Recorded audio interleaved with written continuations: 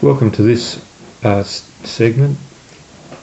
I'd like to start off by reading out a teaching that was going around in church just in the last couple of days. And it's from the prophet of Joshua in the Old Testament, of course, and it is concerning the law, the book of the law. And let's just start reading from Joshua chapter 1, verse 1. After the death of Moses, the servant of the Lord said to Joshua, son of Nun, Moses' assistant, Moses, my servant, is dead. Now then, you and all the people get ready to cross the Jordan River. I'll skip on. Be strong and very courageous. Be careful to obey all the law my servant Moses gave you. Do not turn from it to the right or to the left, that you may be successful with whatever you do. Do not let this book of the law depart from your mouth. Meditate on it night and day, so that you may be careful to do everything written in it. Then you will be prosperous and successful. And so that's interesting, isn't it? He's not talking about the whole Bible in a modern context. He's talking about the book of the law, the laws that were given to mankind through Moses. And so so do we meditate, as the Bible advises there, do we meditate on the book of the law night and day? And the answer to that is absolutely not. What we have to do is we have to put it in the context of the New Testament. If we are preaching, observing the law, relying on our own willpower alone to overcome sin, then we are essentially back in these Old Testament days, and Jesus is of no real value to us. Jesus fulfilled the whole of the New Testament law, all the Old Testament law, Jesus fulfilled the whole of the Old Testament law. And so you can see the absolute supreme importance of believing in Jesus Christ.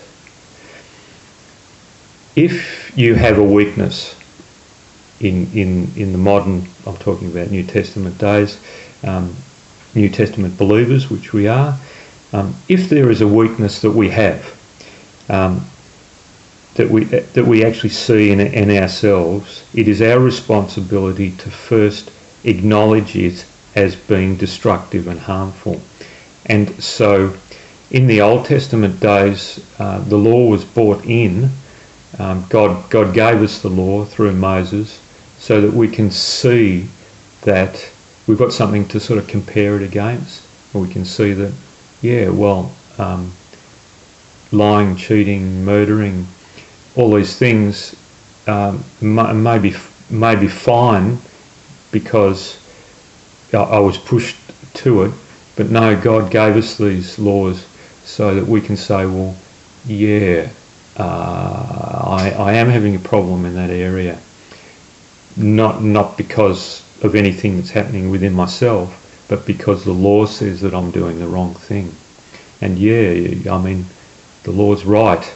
If I do this, there will be repercussions, negative repercussions to what I'm doing.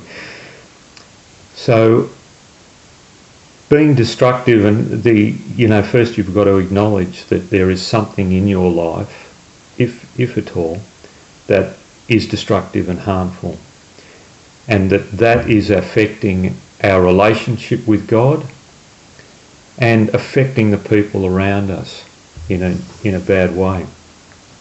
We must then have the humility to bring it to God, to ask for forgiveness, and to ask Him, more importantly, for the power to overcome the problem.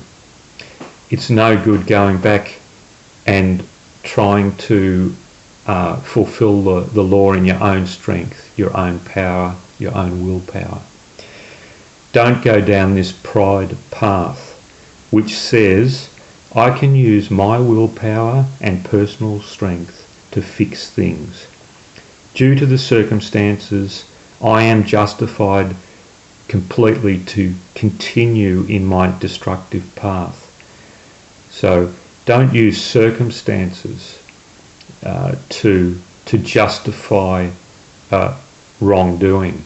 There is a responsibility at some point in your life to say, no, I am actually doing the wrong thing.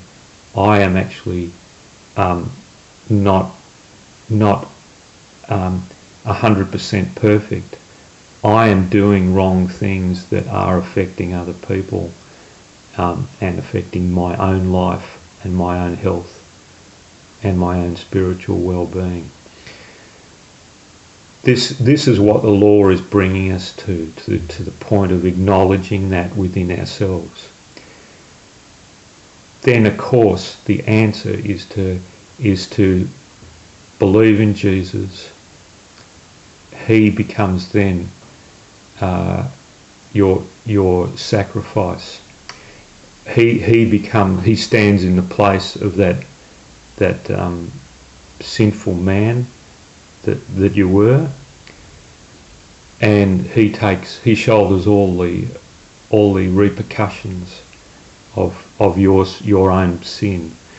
And so this is why it was so important that Jesus came and actually died. That was his purpose in life, to die for mankind, and that anyone that acknowledges him, that believes in him, shall be saved from the repercussions of their own sin.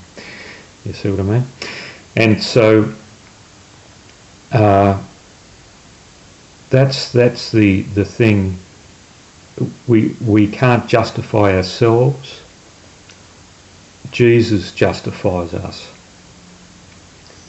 Jesus justifies us completely. And that's what makes us right with God.